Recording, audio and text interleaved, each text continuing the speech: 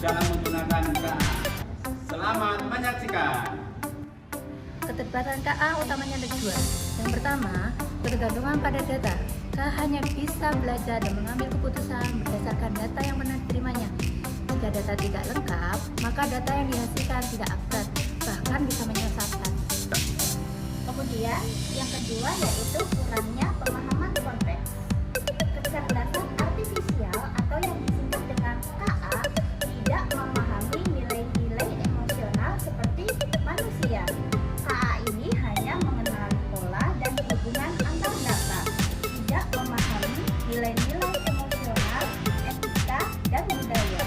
Nah, hal ini membuat KA ini rentan membuat kesimpulan sendiri tidak sesuai dengan nilai-nilai kemanusiaan. Dampak keterbatasan KA di sekolah dapat dirasakan ketika yang pertama, penilaian yang tidak adil.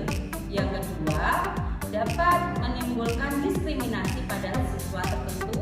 Yang ketiga, bisa mengakibatkan rekomendasi pembelajaran yang kurang akurat, serta sulitnya membedakan mana tugas pribadi, mana tugas kelompok, dan mana tugas yang hanya sekedar menyalin dari aplikasi yang lain. Dua prinsip penting dalam penggunaan etika di sekolah. Yang pertama adalah transparansi. Siswa dan guru perlu tahu bahwa sistem data itu hanya bisa menghasilkan dari data yang diperoleh. Jadi jangan kita gunakan untuk membuat kesimpulan akhir karena akan menjadi tidak akurat. Yang kedua, yang perlu kita ketahui adalah dalam etika harus menjaga perlindungan data. Jadi adanya perlindungan data, siswa, semisal kita menggunakan aplikasi KA, perlu banyak menggunakan data siswa yang kita upload. Misalkan ada foto siswa, nah itu perlu adanya persetujuan dari orang tua.